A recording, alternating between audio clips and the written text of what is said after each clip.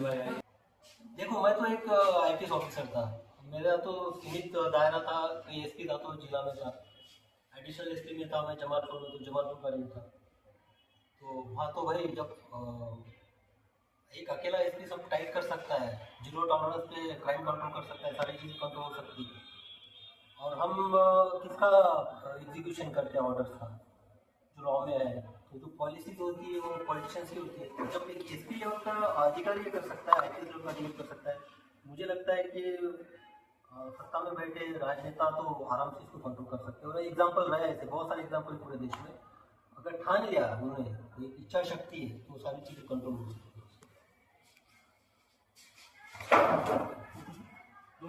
विधानसभा चुनाव में क्या लगता है बिहार में इस बार जनता बदलाव चाहती है? जो मैं एक भावना तो है, बदलाव की भावना है। अब ये देखना है कि मैं ट्रांसपेरेंट बात करता हूँ, जो अंदर बात, तो मैं जब बोल रहा था तो बदलाव की भावना तो दिखी है। लेकिन हमेशा यहाँ पे एक कहावत पुलिसिंग में भी सुनता था और बोली जाती है कि जात और बेटी हमेशा सॉरी नोट वोट और बेटी हमेशा जात में दी जाती है। तो ये जो कहावत है, पता नहीं अब जब जितनी वोटिंग होगा रिजल्ट आएगा उसके बाद ही इसके कमेंट कर पाएंगे। लेकिन बदलाव की एक मनोदशा तो दिख रही है। इनफैक्ट अभी तो धरातल पे मैं जितना भी घुमा हूँ बिहार में, इससे पहले भी 3 महीना तक मैं दूर-दराज क्षेत्रों में भी गया हूँ, तो बदलाव का एक मानसिकता तो है। अब वो किसके तरफ जाएगा ये नहीं पता सकता। सर, तेज प्रताप को लेकर क्या कहेंगे? हाँ, तो जो अभी चल रहा है, टीवी में देख रहा था मैं, ये तो मुझे लगता है कि एंटरटेनमेंट शो चल रहा है क्या। मेरा जो पुलिसिंग का हमेशा एक क्राइटेरिया रहा था, मैं हमेशा अपने आप को पीड़िता की जगह रख के सोचता था, पीड़ित जो उसकी रख के जगह रख के सोचता था।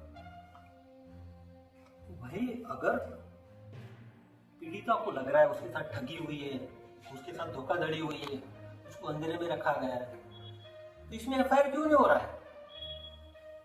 और जो भारतीय न्याय संहिता है, बीएनएस एक्ट 82 में प्रावधान है, उसमें वो जो बीएनएस एक्ट है वो शोकेस में रखने के लिए तो नहीं दिया है ना, उसको धूल चाटने के लिए दिया है।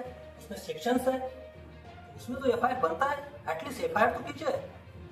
और एक बात है कि ठीक है, पीड़िता जो है, बहुत सारे ऐसे केसेस होते हैं कि पीड़िता केसेस में मेरे सामने पीड़िता अपना बयान दर्ज नहीं करना चाहती, उसमें पुलिस कंप्लेनेंट बनता था और पुलिस कंप्लेनेंट बनने के बाद एफआईआर दर्ज होता था और आगे की कार्रवाई होती थी। माना कि इसमें पुलिस अगर एफआईआर दर्ज नहीं करवाती, कंप्लेंट नहीं करती, तो जहां तक राज्य सरकार की बात है, वहां पे क्लियर कट है कि जो SC/ST है, वीकर सेक्शन है, उनके लिए डिफरेंट टाइप्स के इंस्टीट्यूशन है और जुडिशियल अथॉरिटीज है, वीकर सेक्शन है, महिला आयोग है, ह्यूमन राइट कमीशन है।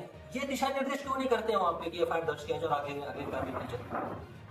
मुझे तो सरप्राइज लगता है, सिर्फ ड्रामा चल रहा है, सब दिखा रहा है और इस बारे में कोई बोल नहीं रहा है। और मैं ये मानता हूँ कि कानून से बड़ा कोई नहीं होता है। रूल ऑफ लॉ में कानूनी सबसे बड़ा होता है, और ये मैंने किया है पुलिसिंग में रहते हुए। मुझे तो थोड़ा सरप्राइजिंग है जो अभी आजकल चल रहा है टीवी में।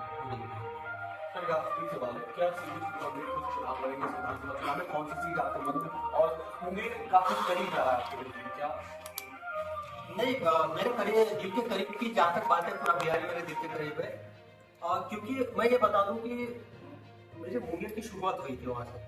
मुंगेर से मेरी शुरुआत हुई करियर की। मैंने अरेरिया में काम किया, पटना में किया, रोहतास में किया, शाहबाद में किया, स्टेट में किया। लेकिन सबसे इम्पोर्टेंट बात है, मेरे चुनाव से भी ज़्यादा है कि मुझे उन युवाओं की खोज है जो युवा प्रतिनिधित्व दे सकते हैं, उनके पीछे ताकत लगाने की जरूरत है। तो सबसे पहली प्रायोरिटी मेरी अभी तो यही है, मुझे युवाओं की खोज है, निष्पात होकर बिहार को आगे ले जा सकते हैं।